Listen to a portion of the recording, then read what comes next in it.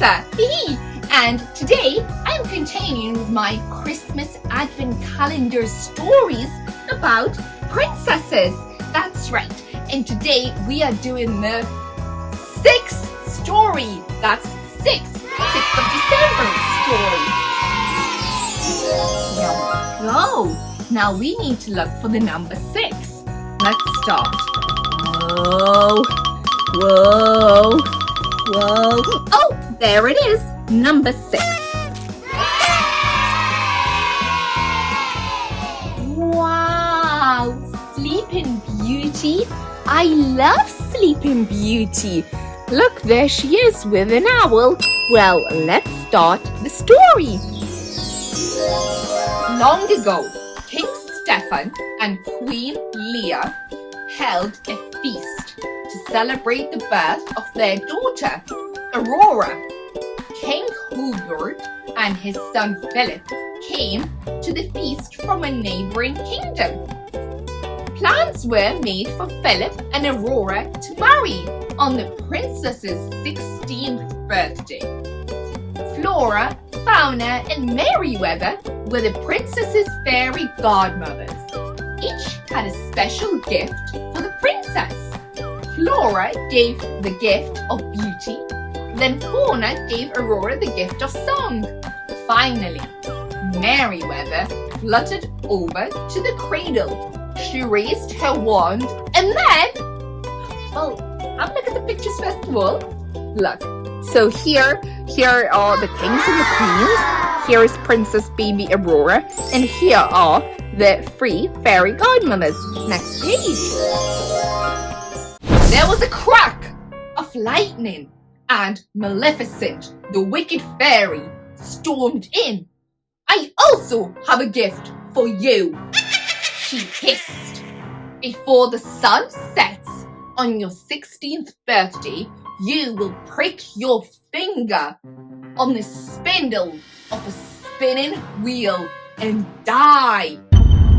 Maleficent threw back her head and laughed. Ha ha ha ha ha ha. Then she disappeared in a cloud of smoke. Wow, imagine how scary that would have been.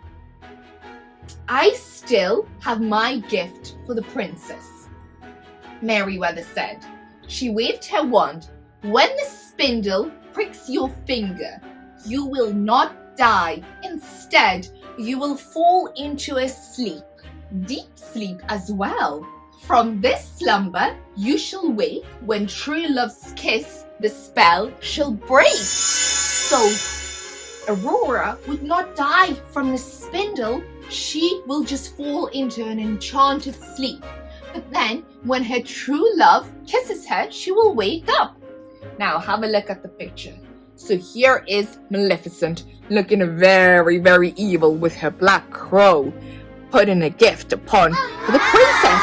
And here is Merryweather casting another spell that will help Aurora. Now let's see what happens next. The king and queen ordered every spinning wheel in the kingdom to be burnt. Then they sadly agreed to the fairy godmother's plan. Flora, Fauna, and Merryweather took Aurora far away to a place where Maleficent wouldn't be able to find her until her 16th birthday passed. The fairy godmothers renamed the princess Briar Rose. They put away their magic wands and disguised themselves as ordinary women. They all lived in a little cottage in the woods. Maleficent kept searching. As the princess's 16th birthday drew nearer, Maleficent sent her pet raven to find her. Have a look. So here are all the spinning wheels being burnt. And here is the mum and dad, the king and queen of Aurora, watching as the fairy godmothers take away Aurora. And here is Aurora, living in a cottage in the woods. Let's see what happens next. On the morning of Briar Rose's 16th birthday, who is Aurora?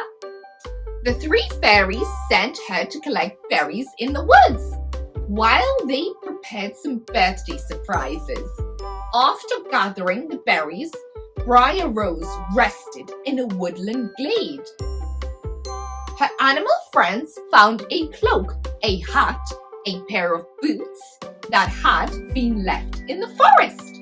They dressed up as a make-believe prince. Briar Rose danced and sang with them. Have a look.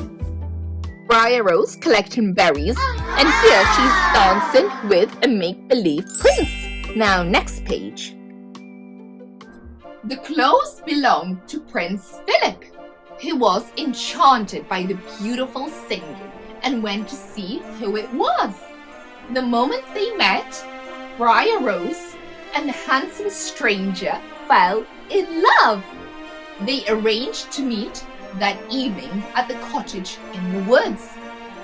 Meanwhile, the three fairies were in a muddle. Fauna had baked a loop-sided birthday cake. Flora and Merryweather had made a funny-shaped gown. It's no use, said Merryweather. We need to use magic to sort this out. I'll fetch the wands. Have a look at the pictures. So here is Prince Philip, seeing who it is who's singing. And then here they are, they meet and they fall in love. But then here are the fairy godmothers trying to make birthday celebrations for Aurora, which are not going so well, and they go off to get the wand. Next page. Before they used their wands, the fairies blocked up every gap in the cottage to stop any magic dust from escaping and alerting Maleficent to their hideaway. But they forgot to block the chimney. Flora waved her wand and a beautiful pink gown appeared. Merryweather waved her wand and changed the gown to blue. Flora changed it back to pink. All the time, magic dust was escaping from the chimney. Maleficent's ravens saw it and flew down to investigate. Wow, so do you see how the fairy godmothers are kind of squabbling with one another, and they keep turning her dress another color? And as they're doing that, a lot of magic dust is going out of the chimney, and the ravens saw all of that. Wow, let's see what happens next. When Briar Rose returned to the cottage, she thanked her fairy godmothers for the beautiful gown and the cake. And it's very important to always say thank you and appreciate what you are given. Then she told them about the handsome stranger she had met in the woods. It's time we told Briar Rose the truth, said Fauna. Briar Rose learned that she was really a princess and would soon marry Prince Philip. She was heartbroken. She didn't want to marry a prince. She had fallen in love with the handsome stranger she had met in the woods. Meanwhile, up on the chimney, Maleficent's raven smiled to himself because he heard everything.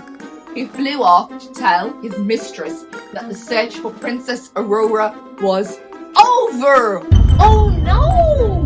I wonder what happens next. Have a look at the pictures.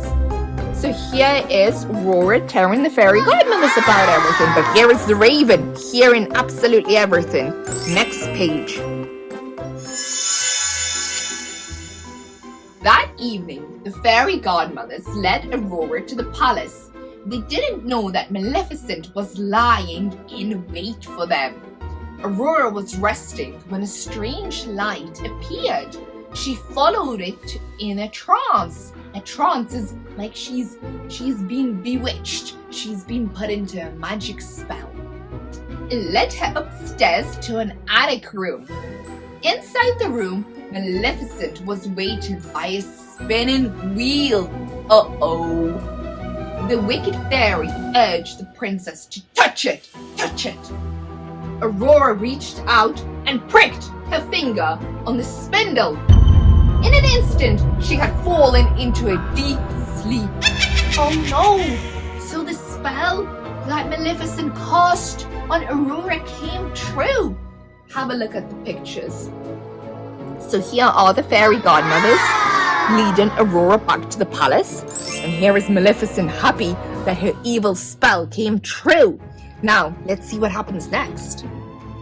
When the fairy godmothers found Aurora lying by the spinning wheel, they cast a sleeping spell over the entire palace.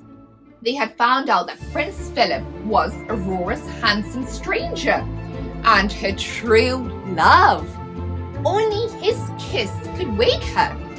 They planned to return to the college, find Philip, and bring him back to the palace. But they were too late. Maleficent and her soldiers had already found the prince and captured him.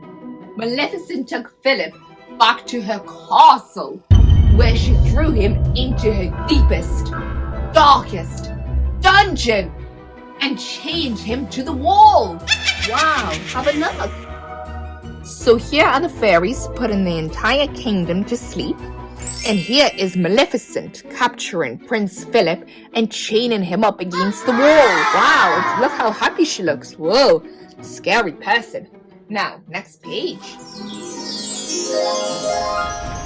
When the fairies couldn't find Prince Philip, they realized Maleficent must have captured him. They magically appeared in the dungeon in Maleficent's castle and freed the prince. They armed him with a magic shield of virtue and gleaming sword of truth. Then Philip jumped on his horse and galloped off to rescue Princess Aurora. When Maleficent discovered that the prince had escaped, she roared with rage. She cast a spell that surrounded the palace with a forest of thorns. But Philip cut his way through with his magic sword. Have a look at the pictures. So here is Prince Philip, and the fairies gave him the sword of truth. And here is Prince Philip riding through thorns that are around the castle. Wow, and he's cutting them all down so he can get through. Let's see what happens next. A terrible dragon appeared. The creature laughed wickedly. It was Maleficent!